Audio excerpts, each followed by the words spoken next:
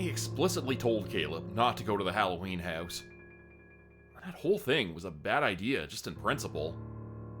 I mean, a bunch of kids turning the old hotel on the edge of town into a haunted house for a night. How could that not go wrong? Maybe on the surface, the idea sounds harmless, but considering how old that building was, it would have been dangerous to let a bunch of kids run around in there all willy-nilly. The building should have been condemned. Hell, the roof was already collapsing inward. It was an accident waiting to happen. I'd made a statement to the fine people of Milford as their sheriff that I would make sure no one set foot in the old hotel on Halloween. And by God, if I was anything, I was a man of my word. Milford may have been a backwater, and my position as sheriff was anything but prestigious, but it was my town and my responsibility.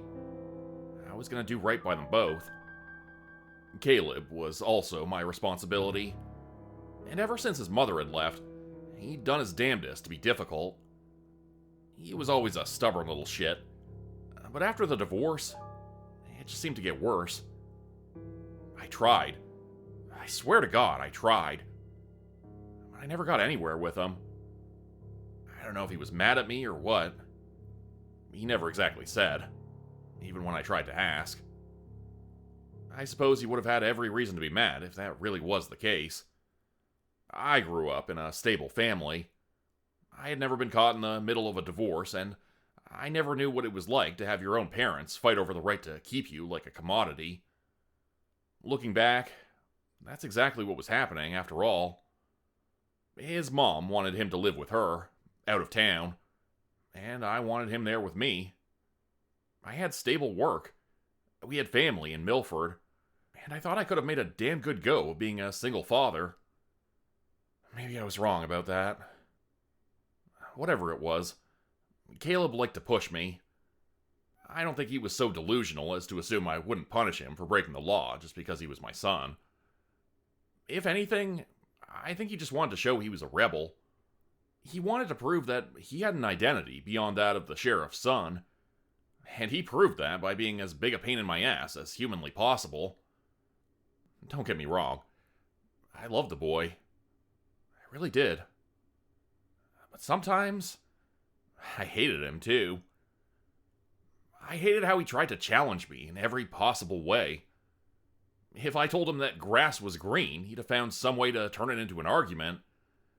And I can't pretend I had the energy to put up with it all the time. Was I hard on him? Maybe. But how else was he going to learn? How else was I going to get through to that boy if I wasn't hard on him? It's the only way you can teach a kid, because they don't give a damn about anything else. I knew that no matter what I said, he'd be at that hotel anyway. And I knew that when I checked in on that place on Halloween night, I'd have to arrest him for trespassing.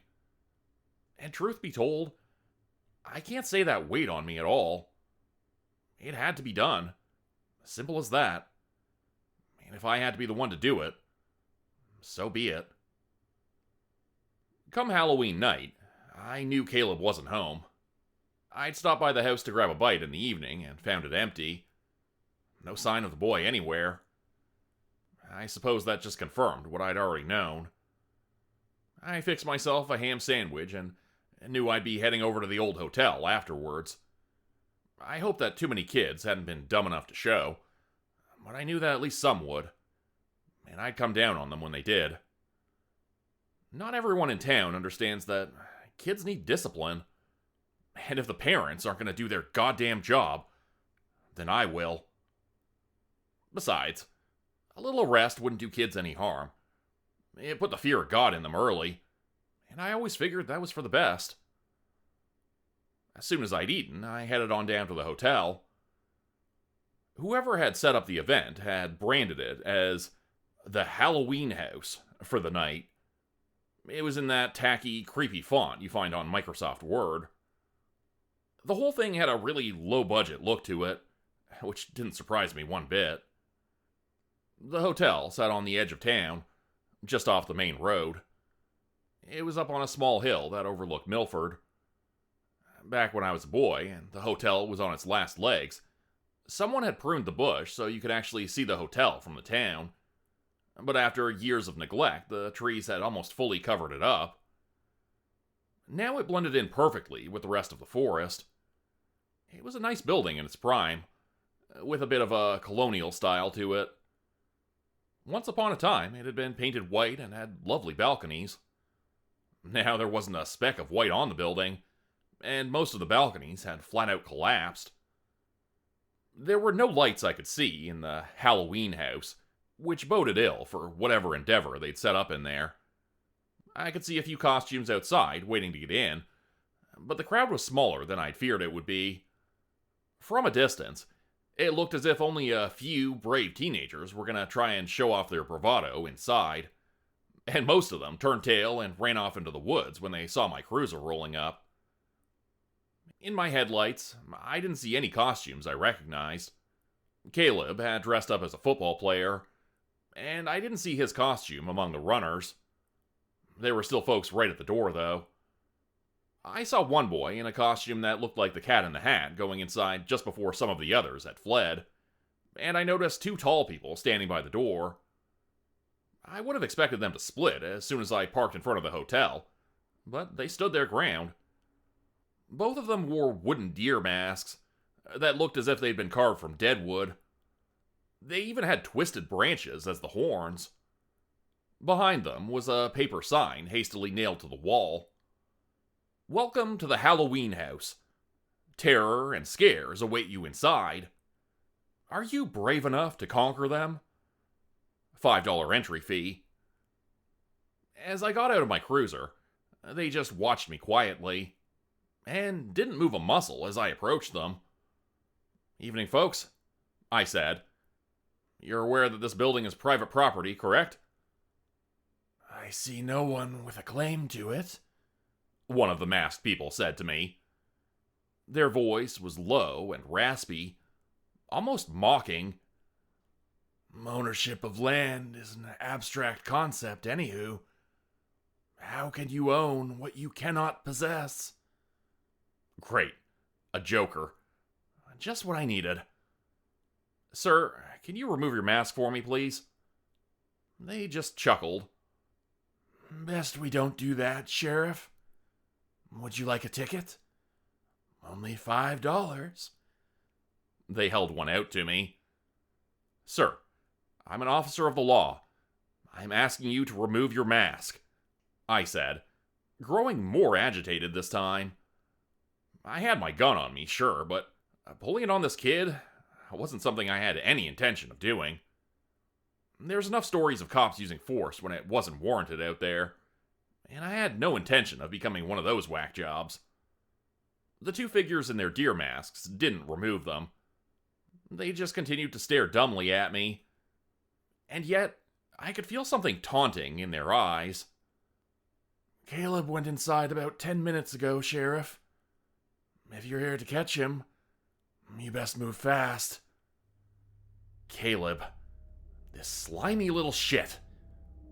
I narrowed my eyes at the kids in the deer masks. They knew I wasn't going to do a damn thing to force them to take off their masks, and they knew I wasn't going to just cuff them and leave them before charging off into the old hotel to drag my son out. I made a judgment call, after all. Only mine wasn't about force. In that moment, I could have been a cop or I could have been a father, and it made more sense to me in that moment to be a father. I reached for my radio and spoke into it. "Dispatch, this is Sheriff Michael Hayes. I'm at the Halloween house." I said it with a cold disdain. "We've got some trespassers on the site. Could some of you boys head on up here and help me clean up the riffraff?" 10-4, Hayes. We're on our way," a voice said through my radio. It sounded like Malkinson, one of the deputies I had on standby, just in case I ran into any trouble at the hotel. Malkinson wouldn't come alone. I figured he and whoever he brought could handle the smartasses out front. "You two, stay right here," I warned the two assholes in deer masks. "You try and hide, my boys will let me know, and you'll be in the shit, my friend. I will find you again. Don't you dare think for 1 second that I won't. One of the kids just chuckled again, but didn't say a word. With my deputies en route, I pushed past those two bastards and into the old hotel. Maybe it wasn't the best call I could have made, but I was more worried about Caleb than I was about them. The inside of the hotel was pitch black. For all the talk about whatever little haunted house they'd set up in here, it was bare bones as hell. I'd imagined that this Halloween house would be like some country fair haunted house, with folks in costumes jumping out to try and scare their patrons. But instead, that place just felt fully abandoned. The lobby was in disrepair, with a floor covered in broken glass. Old furniture had been chewed up by rats and rodents, and the place had a musty stink to it. Worst of all was the dead silence that surrounded me. It had occurred to me that this was just some very lazy yet clever scam set up by some idiot teenager who thought they were smart. Charge folks entry into a haunted house that was really just an abandoned lot. No need to dress the place up or make it scary. The old hotel was creepy enough as it was. I didn't see the kid in the Cat in the Hat costume who'd gone in before me, and the floorboards creaked under my weight. I didn't hear any screams of terror or pain, which I suppose might have boded well. Might have. I paused for a moment, letting my eyes adjust to the low light before I called out. "Caleb?" No answer. The old hotel was dead silent. And as I moved toward one of the hallways, there was no indication as to what direction I was supposed to go in. I called out to Caleb again. "Caleb?" I called again. "Caleb, come out here!" Behind me, I could hear footsteps creaking on the floorboards, and looked back to see that one of the kids in the deer mask had followed me inside. My eyes narrowed at the sight of them, but I didn't say anything. They were too tall to be Caleb, and I doubted he'd abandoned his football costume. I pushed on ahead, moving deeper into the hotel and down one of the hallways, in hopes that I might find some sign of my son, or, hell, hear anything aside from an uncomfortable silence. "Caleb?" I called again, as I walked past the old, empty rooms. Most of the beds were still there, and I could see discarded needles lying around one of them. No doubt this place had done its time as a crack den. I could hear the footsteps behind me as I moved further down the hall, but those were the only sound. I rounded a corner, and it was there that I found the first effort to scare patrons of the Halloween house. Someone was standing in the hallway in what had to be the absolute shittiest bedsheet ghost costume I'd ever seen. It looked as if it had been made from one of the dirty old linens taken from one of the hotel rooms, and had two ragged eye holes cut into it.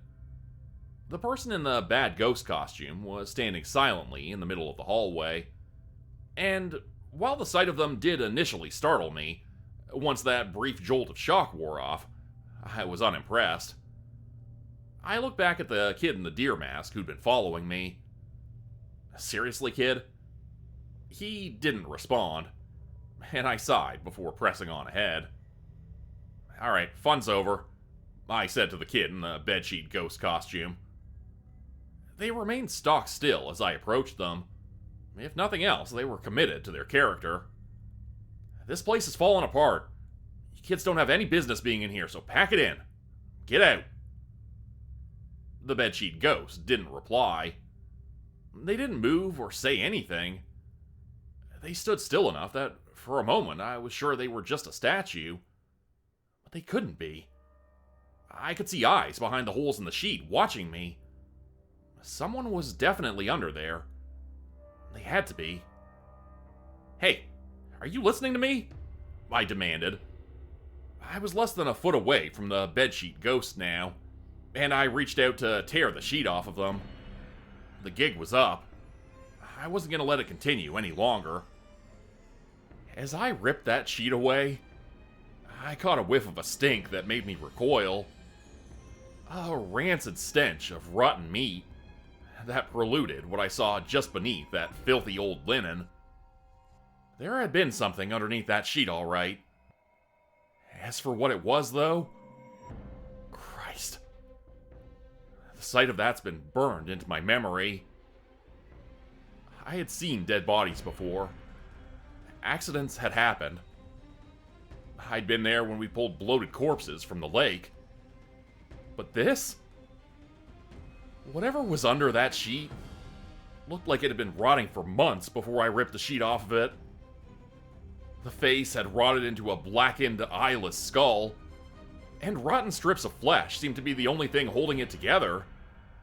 The lower jaw was completely gone, and the body itself had fresh maggots writhing in amongst the stinking flesh. At the sight of it, I cried out and leapt backwards. I half expected the corpse to fall over now that it had been disturbed, but that's just the thing. It didn't fall. I heard the crack of bones moving. I saw the jawless, eyeless skull shift to look up at me. And behind me, I could hear the frantic giggling of the kid in the wooden deer mask. The rotting corpse lurched forwards in a single, shambling step. And in my panic, I went for my gun. I suppose that was a mistake on my part. If it had just been a kid in a mask, I would have killed him for sure. I'm not sure if I should count myself lucky or unlucky that it was not. The first shot tore away a chunk of the skull. Dissolving, rotting brain matter spattered a wall. But the corpse did not slow its advance. I stumbled back further, unloading 2 more shots into the body. They did nothing. The kid in the deer mask beside me just kept fucking laughing, and I stole a glance at him to see him shrinking back into the darkness. The shambling corpse in front of me seemed to slump forwards, and as I looked back at it, I could see it changing. Something was coming out of the back of it, and it took me a few moments to figure out just what this thing was in the darkness. Have you ever seen a crab or a spider molt? That shaking, trembling motion they make as they try and push off their old skin? The way their limbs suddenly go limp, and their body breaks open as they emerge from their own shell? Or that surreal tangle of legs as they flex their newly freed limbs? What I saw was something akin to that. The corpse was splitting from the back, and I could see something dark and furry coming out of it. I could see those tangled limbs, far more than I could count, getting free. A few of them reached out to brace themselves against the wall, as whatever had been inside that corpse pulled itself free. I fired my gun at it again and again and again, until I heard the dry click that told me I couldn't shoot again, but it didn't do any good. Whatever had been waiting for me in that hallway, whatever had come out of that corpse, was not stopping. And when the discarded shell of the corpse it had inhabited fell to the ground, all I could do was stumble backwards and run. The many-legged thing that had emerged from the corpse moved toward me, and in the split second I had to look at it, I saw it moving lightning fast. I ducked into one of the old hotel rooms and slammed the door behind me. I felt the door shake with the impact of whatever it was that pursued me. It hit hard enough that the door splintered inwards a little bit, and I shrank back, my heart racing and my stomach sick as I waited for it to come for me. I could hear an inhuman clicking of mandibles behind the door. Whatever had been waiting for me in the hall seemed to contemplate its position before moving to slam against the door again. The wood splintered, and I raced to the door in a desperate attempt to hold it together, as if I had a snowball's chance in hell of keeping that thing from forcing its way into the room. As it slammed into the door again, that broken wood jutted into my sides and drew blood. I struggled to keep it together. I fought to keep that thing out, even though I knew I was doomed to fail. It would get through. That much was inevitable. One last time it slammed against the door, and the force of it pushed me back as it splintered the wood entirely. The door was torn off its frame, and in the darkness where it had once been, I saw countless shining eyes in the dim moonlight. Skittering legs entered the room, and began to propel whatever was attached to them toward me. I could see its shining fangs, and in desperation, I grabbed a piece of the broken wood from the door. As that shape descended on me, I thrust it upwards, and I heard a high-pitched squeal as I pierced something. Something hot, dark, and sticky dribbled onto my hand as I sank the broken piece of wood into the creature's flesh. It drew back, legs clawing at the wood I'd stabbed it with. It wasn't much, but it was enough to give me an opening, and that was all I needed. A chance to put that goddamn thing down. I desperately grabbed for some of the broken wood that was scattered around me and snatched it up. I could see the shining eyes of that spider crab thing in the dim light, and with a scream, I thrust the broken wood I'd grabbed toward it. It tried to recoil, tried to shrink back in fear, but it couldn't move fast enough. The wood broke through its soft carapace and hopefully ripped through something vital. Its legs writhed and thrashed. One of them struck me across the face and tore a gash in my skin, but the creature was dying. I caught myself laughing triumphantly as I forced my weight down onto it. I pinned the thing to the ground and kicked at it as I twisted the broken wood, and listened to it scream in agony before at last its movements began to slow. Its thrashing turned into violent twitching, before at last that hideous thing fell completely still. And once again there was silence. I'd won. Whatever that godless thing was, I'd killed it, and I'd won. I caught myself laughing triumphantly before I made the mistake of looking up and back into the hall. The kid in the wooden deer mask, if it ever really was a kid, was looking right at me. They stood quietly in the hall, watching me with a cold silence as I stood over the corpse of whatever the hell it was he'd sicked on me. Looking into the eyes behind his mask, I felt a dread that seemed almost primal. There I was, covered in the fresh blood of a creature which by all rights should have killed me, and yet something about that kid filled me with dread. "Not bad, Sheriff," the kid said coyly. "A strong effort. Would you like to see what else we have?" I took a step back. Looking behind that kid, I could see an absolute darkness. An unsettling shadow that seemed to twist and writhe. I couldn't tell if it was what was in the darkness or the darkness itself that was moving, and I knew I didn't want to find out. One creature?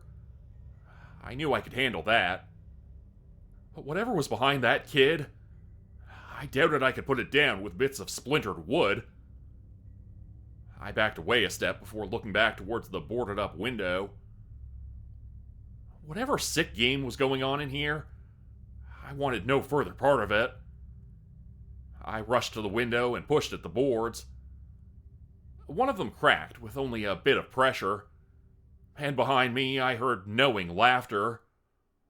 "Oh no, Sheriff. Don't tell me you're afraid. So soon? After only one little scare?"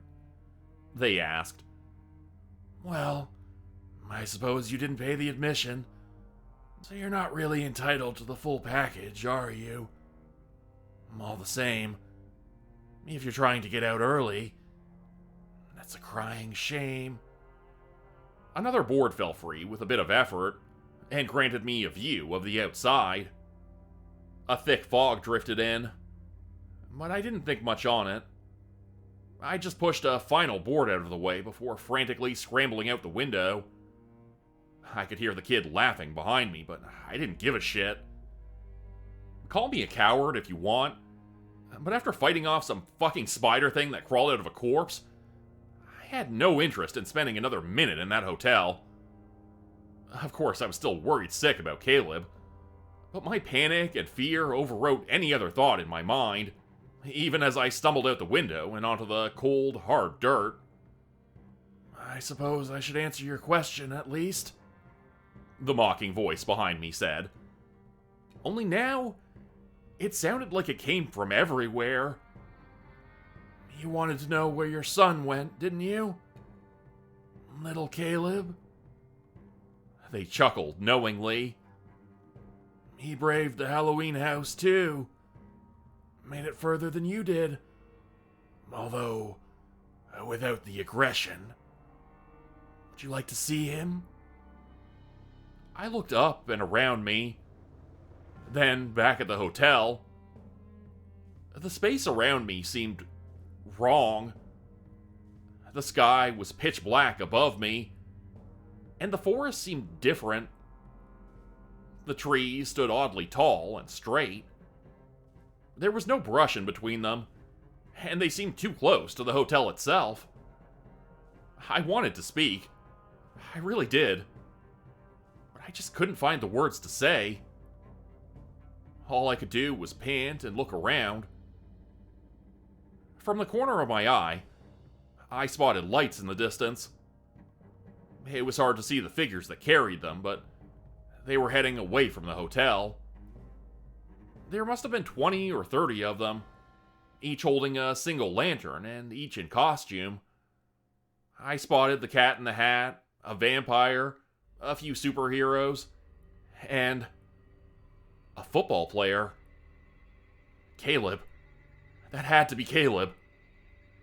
Slowly, I started to move, trudging after the lights. My mind was working off instinct. I knew I wasn't thinking clearly, but I just didn't care. Caleb, I called. But if he heard me, he didn't look back. He and his procession continued onwards into the woods, and no matter how fast I ran, I couldn't seem to keep up with them. All I could see were the lights in the night, and those looked to be fading fast. Caleb, I called again, my voice cracking a little bit. I stumbled over my own feet and collapsed before picking myself up. Come on, Caleb. The lantern seemed to be getting closer. That was a good thing, right? I picked up my pace, sprinting towards them in the desperate hope that I'd at least find my son, and get the hell away from whatever insanity I'd stumbled into. The lights were close. Close enough to touch, almost. They were just up ahead of me. Caleb, I called again. And yet, as I did, I noticed something. The lights looked lower than they'd been before. They'd been discarded on the ground. I slowed to a stop, just in front of the spot amongst the trees where the lanterns had been carelessly dropped.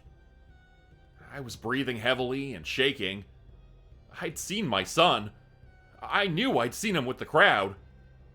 Where the hell was he?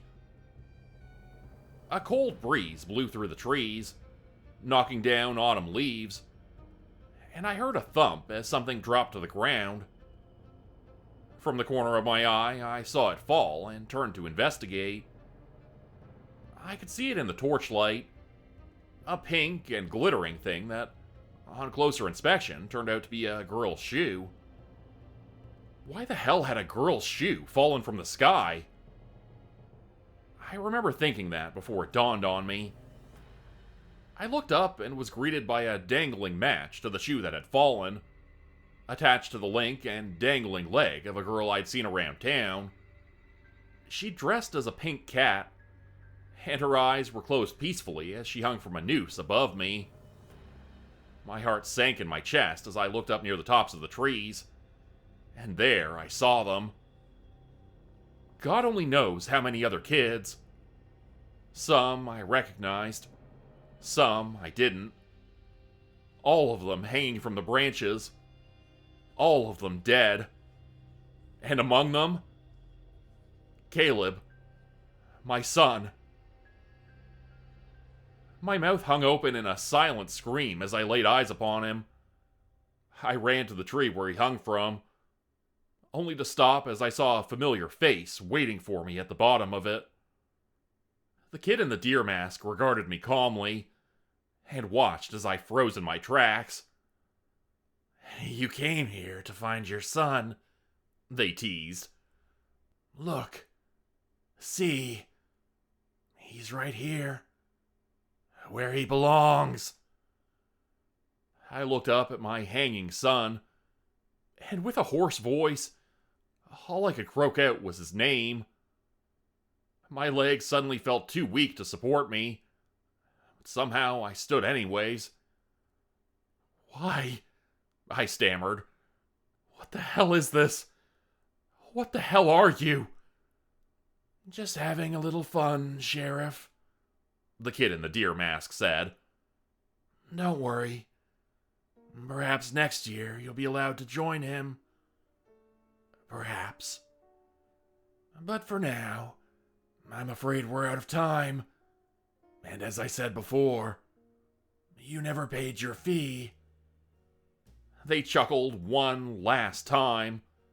That coy, knowing chuckle that filled me with rage. Happy Halloween, Sheriff, the boy in the deer mask said. And with that, they reached out and gave me a light push on the forehead. I fell backwards. And as I did, the world seemed to spiral around me. I fell. And that fall felt much longer than it should have. The last thing I remember is screaming before I hit the ground hard. And when I opened my eyes, I didn't see darkness. I saw a clear blue sky. It's been a year since Caleb went into the Halloween house, and I still don't understand what happened to me when I followed him in. One of my deputies found me unconscious on the ground outside the hotel and brought me to a doctor. Beyond a few cuts and bruises, they didn't find much. Nor were they, or anyone else, able to account for why I'd gone into the Halloween house on October 31st, and been found on November 8th. My recollection of the events that happened in there can't be more than a few hours long, but I know I was gone for over a week. I know what I saw in there. I know that whatever I encountered took my son. I resigned as the chief of Milford before the new year had even come in. And ever since, I've been looking for answers. I haven't found a damn thing, though. I've been back to the hotel. I've done my research, and I found almost nothing. Nobody knows who set up the Halloween house. Nobody knows what happened to the kids who went missing inside. And nobody knows how I lost a week. I didn't come up completely empty-handed, though. No. With a bit of digging, I ran across a few stories. 1 year ago, the Halloween house came to Milford. 15 kids disappeared. 2 years ago, it was in a small town a few counties over, called Canary's Keep. And 6 kids just so happened to have gone missing that night. 3 years ago, there was a Halloween house in a town called Franklin. 4 kids vanished. The list goes on and on.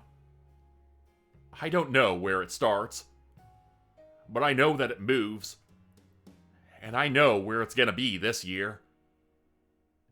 I don't know if I can get my son back. I don't know if what I'm doing is just gonna get me killed. But come Halloween night, I'm going back into that madness.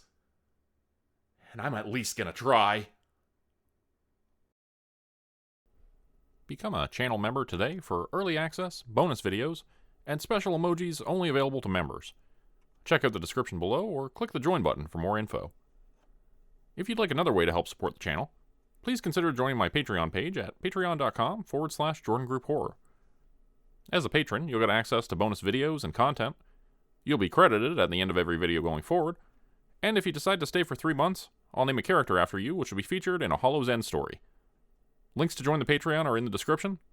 Thanks everyone for listening. Please like, subscribe, and comment to help the channel continue to grow. And see you again next time at 4 p.m. Eastern Standard Time. Hope you have a great night.